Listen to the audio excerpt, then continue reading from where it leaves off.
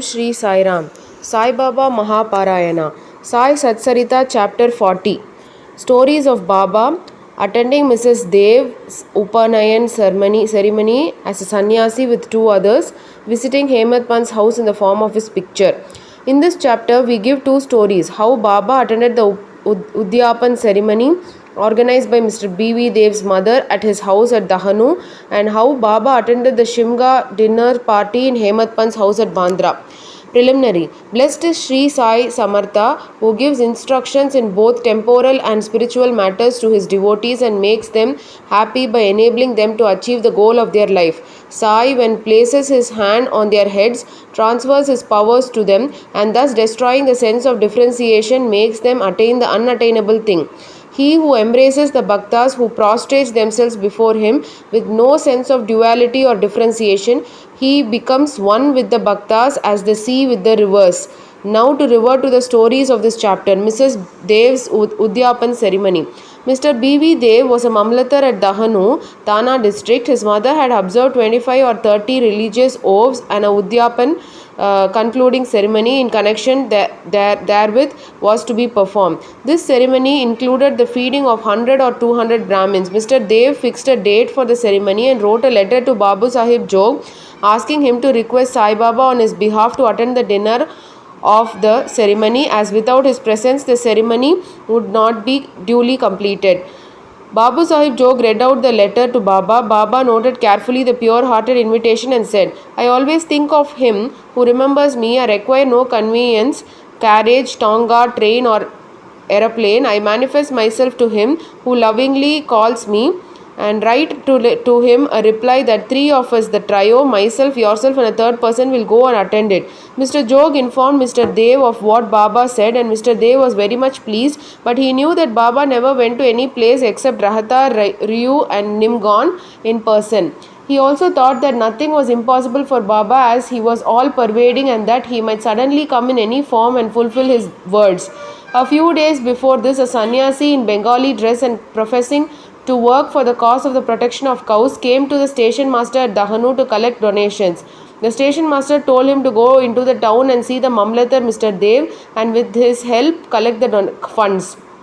Just then the Mamlatar happened to come there, and the station master then introduced the sannyasi to him. Both sat talking on the platform. Mr. Dev told him that a subscription list for some other charitable cause has already been prepared by the leading citizen Rao Sahib Narottam Shetty, and so it was not proper to start another subscription list, and that it would be better if he could visit the place after 2 or 4 months.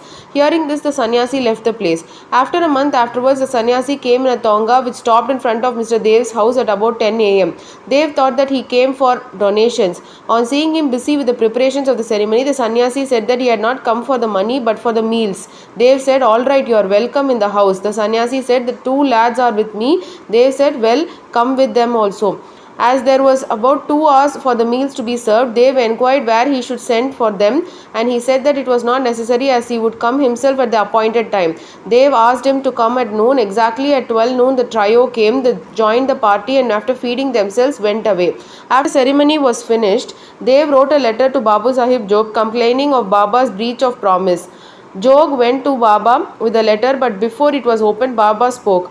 He says that I promised him to come but deceived him. Tell him that I did attend his dinner with 2 others, but he failed to recognize me.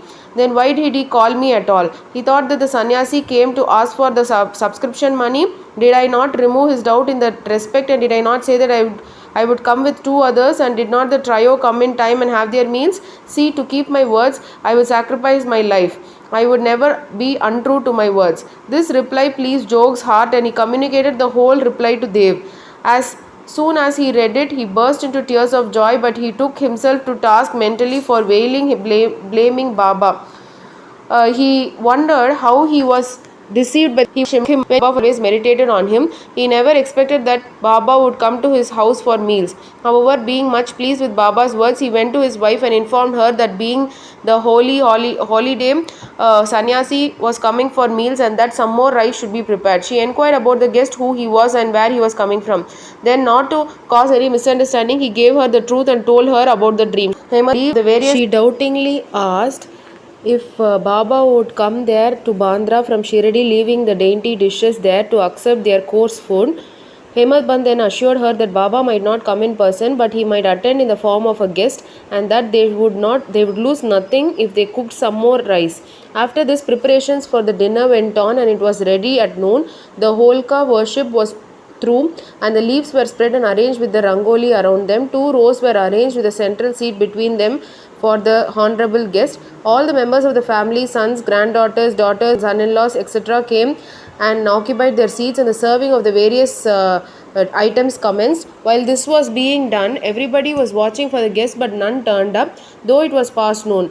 Then the entrance was closed, the Anna Shuddhi, that is ghee, was served. This was the signal to start eating. Formal offerings to the Vaishwadeva, that is fire god, and the Naivedya to Sri Krishna were also over, and the members were about to begin when footsteps in the staircase were heard distinctly. Hemant Pant went immediately and opened the door and saw two men there, Ali Muhammad and Maulana Ismu Mujawar.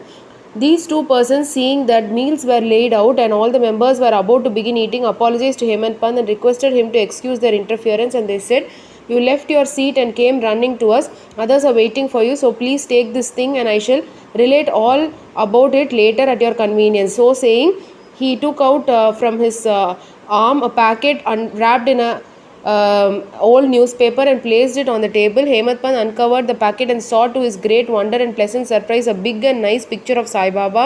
On seeing it, he was much moved. Tears ran down his eyes and hair stood on end all over his body, and he bent and placed his head on the feet of Baba in the picture. He thought that Baba had blessed him by this miracle or Leela. Out of curiosity, he asked Ali Muhammad how he got his picture.